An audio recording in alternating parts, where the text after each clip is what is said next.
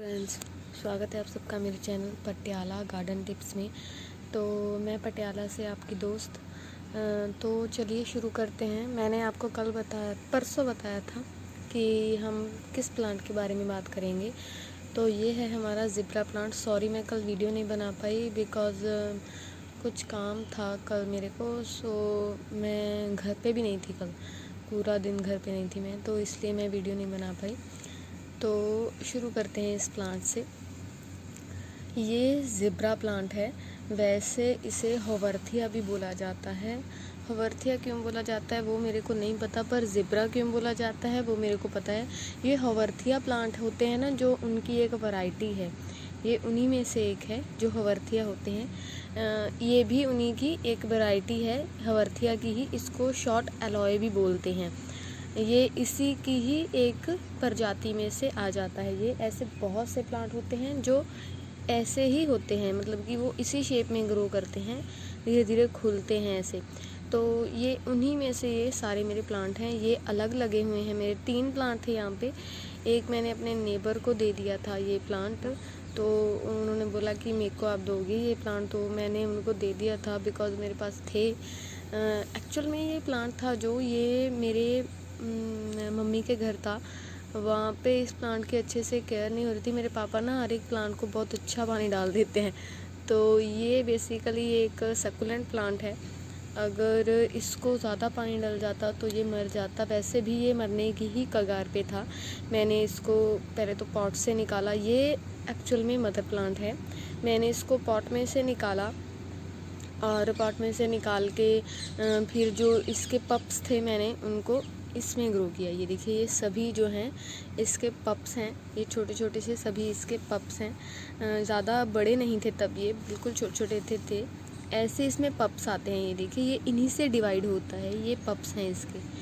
ये एक छोटा सा है, अगर आपको दिखाऊं फोकस हो तो ये देखिए, एक छोटा सा पप है।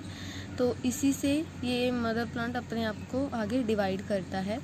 तो एक आध अगर और होगा तो मैं वो भी दिखाने की कोशिश करती हूँ। इस पॉट में नहीं है, इसमें है, तो मैं यहाँ पे दिखाती हूँ। ये देखिए, एक ये है, एक इस साइड है। अगर दिखे, एक मिनट यार, ये देखिए, एक ये है। तो इसमें 3-4 पप्स हैं। एक ये है, ये देखिए, ये बड़े बड़े। इसमें जब हम इनको निकाल देते हैं, निकाल के अलग इनको रूट्स के साथ ही अगर आप निकालेंगे तो ज़्यादा बेहतर होगा, ज़्यादा चलने की इनकी गारंटी होगी। अगर आप इनको रूट्स के बगैर निकालते हैं तो इनके चलने या इनके आगे ग्रो करने का मेथड कुछ स्लो होता है, हो या ना हो ये भी नहीं कह सकते।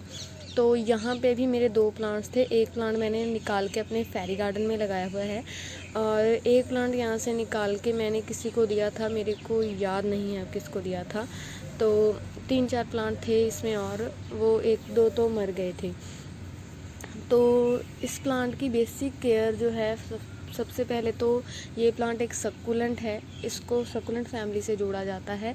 तो इस प्लांट को आपको पानी बहुत कम देना है। बहुत कम मीन्स जब आपको लगे कि इसकी ये जो लेयर है, ये देखिए, ये जो पानी की लेयर है ऊपर से ये बिल्कुल सूख चुकी है, तभी भी ये सर्वाइव कर सकता है 4 से 5 दिन। तो आपको क्या करना है, 4-5 दिन चाहे इसको ऐसे ही रखें, उसके बाद इसको अच्छे से पानी दें। मैं ऐसे ही करती हूँ अपने प्लांट्स को। मैं जब अपने सकुलेंट्स को बेसिकली पानी देती हूँ तो मैं उनको जस्ट शावरिंग करती हूँ, ज़्यादा पानी नहीं देती हूँ। मेरा एक प्लांट है जिसको बहुत पानी की ज़रूरत होती है, फिर मैं उसको फुल भर के 1 गिलास पानी का उसको दे देती हूँ, तो वो अच्छे से खिलने लगता है। तो ये जो प्लांट हैं इनको कम ही पानी की ज़रूरत होती है। आप इनको अगर बारिश में रखना भी चाहते हैं तो इसमें कोई मैटर नहीं है, आप रख सकते हैं। बट इनके गमले कुछ ऐसे होने चाहिए कि इनमें ज़्यादा पानी ना रुके। तो सेकंड थिंग आ जाता है हमारा सनलाइट। इनको आप फुल सन में भी रख सकते हैं, पार्शियल शेड में भी रख सकते हैं, फुल शेड में भी रख सकते हैं। तो मेरे ये जो प्लांट हैं पार्शियल शेड में रखे हुए हैं, तो ये बहुत अच्छे से ग्रो हो रहे हैं। बट हाँ, अगर आप इनको फुल सन में रखते हैं तो ये इनकी जो पत्तियां हैं, इनके जो कलर्स हैं वो बहुत अच्छे आते हैं। और अगर आप इनको पार्शियल शेड में रखते हैं तब भी ठीक रहता है प्लांट आपका। अगर आप इनको फुल मतलब कि छाया में रख देंगे तो आपके प्लांट को अगर आपने पानी भी दिया है तो वो ना वेपोराइज नहीं होगा, उसकी वजह से आपके प्लांट के डाई होने के चांसेस बहुत ज़्यादा बढ़ जाते हैं। तो ये बात का ख्याल रखें आप कि आपका प्लांट जो है फुल सन में या फिर पार्शियल शेड में ही रखें इनको। ज़्यादा इनको ऐसा ना करें कि आप हर वक्त ही इसको अंदर ही रखें। तो एक आध दिन के लिए तो कम से कम धूप चाहिए हफ्ते में इनको भी, चाहे आप बाद में फुल सन में भी रख दें तो कोई प्रॉब्लम नहीं आता है इन प्लांट्स को। तो सन हो गया जी, अब वाटरिंग हो गया, और इसके बाद बात करते हैं फर्टिलाइज़र की। फर्टिलाइज़र फ्रेंड्स आप इनको कोई भी दे सकते हैं। वैसे मैं ऑर्गेनिक देती हूँ, तो मैं काऊ डंग दे देती हूँ या फिर मैं लीफ मोल्ड देती हूँ अपने प्लांट्स को। तो मैं तभी देती हूँ जब मैं इनकी रिपोर्टिंग करती हूँ। मैं बार बार कभी अपने प्लांट्स को ऐसे मैं फर्टिलाइज़र नहीं देती हूँ। जब मैं रिपोर्टिंग करूँगी इनकी तब मैं उसी में 50% उसमें सॉयल लेके 20% सैंड लेके 20% मैं उसमें काऊ डंग या फिर लीफ मोल्ड डाल देती हूँ। लीफ मोल्ड मैं खुद तैयार करती हूँ, उसकी भी किसी दिन मैं आपको वीडियो बना के ज़रूर उसके बारे में बताऊँगी। तो ये हो गया हमारा फर्टिलाइज़र। इसके बाद बात करते हैं इसके पॉट की। फ्रेंड्स, अगर आप ना सक्कुलेंट बेसिकली अपने घर में उगाना चाहते हैं या अपने घर में रखना चाहते हैं तो आपको हमेशा ही मिट्टी का पॉट यूज़ करना चाहिए। मैं आपको अपना एक दिखाती हूँ पॉट।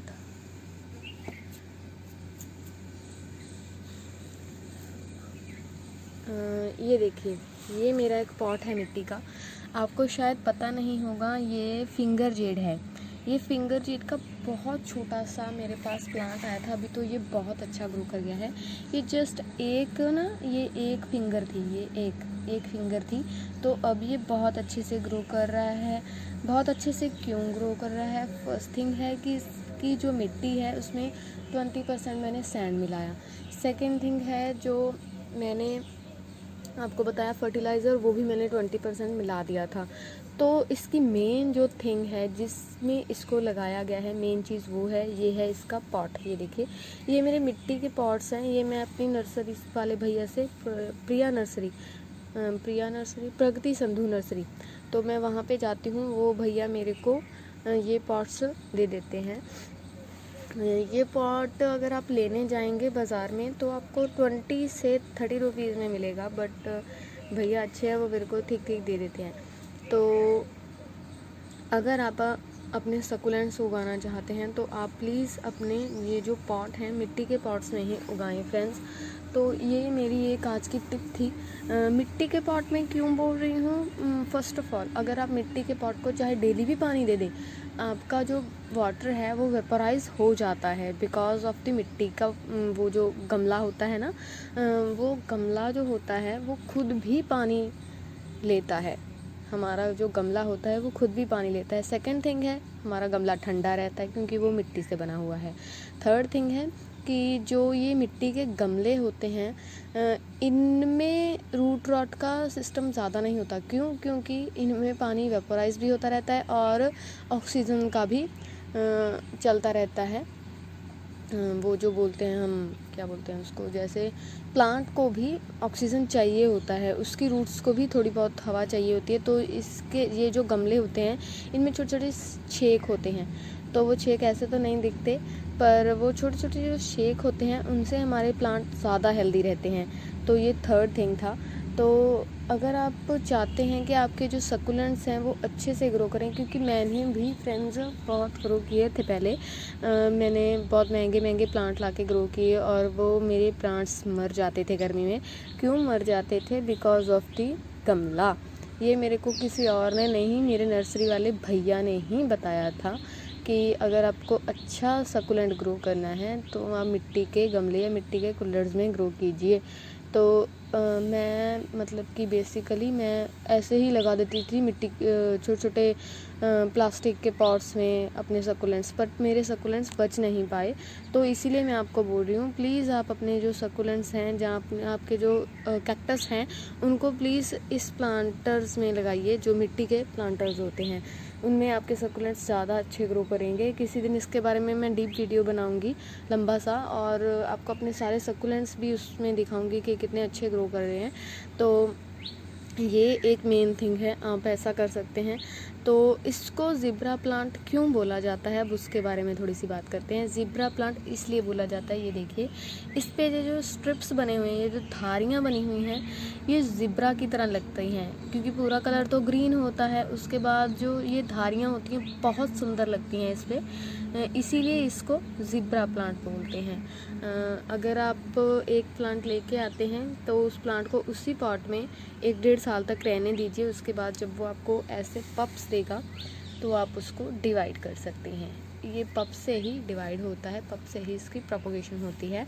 तो ये कुछ थी आज इस प्लांट के बारे में बातें। अगर आपको मेरा ये प्लांट अच्छा लगा हो, मेरी ये वीडियो इन्फॉर्मेटिव लगी हो, तो प्लीज़ पहले तो मेरी चैनल को सब्सक्राइब करें, और सेकंड थिंग है मेरे वीडियो को लाइक करें, शेयर करें अपने फ्रेंड्स के साथ, ताकि अगर उनके पास भी ऐसे प्लांट्स हैं वो भी अच्छे अच्छे प्लांट्स जो हैं अपने पास ग्रो कर सकें और उनको बचा सकें। अगर उनके प्लांट्स में कोई प्रॉब्लम्स हो रही है तो उनको बचा सकें। और हाँ, आपको मैं एक बात बता देती हूँ, अगर सकुलेंट्स आप ग्रो करना चाहते हैं तो ये सबसे इजी सकुलेंट है जिसको आप ग्रो कर सकते हैं। सबसे इजी है, सबसे अच्छा है, सबसे प्यारा है, सबसे सुंदर ये है। मेरे को बहुत अच्छा लगता था ये प्लांट। मैंने अपने फादर को बहुत बार बोला कि मेरे को दे दो, ये आप मार दोगे इसको, बट उन्होंने बोला कि नहीं ये अच्छा चल रहा है। तो मैं वहाँ से 2 लेके आई थी, जो वो ये हैं, ये मेरे पुराने हैं थोड़े से, तो ये 2 हैं। तो ये मैं वहाँ पे लगा के आई थी, बाद में ये भी उठा ली मैं। अब मम्मी बोल रही हैं कि मेरे को एक दे के जाओ उनमें से तो अब उनको दे के जाऊँगी मैं एक। तो अगर आपको अच्छा लगा हो ये वीडियो तो please subscribe my channel, like the video, share the video. Thank you friends, bye bye.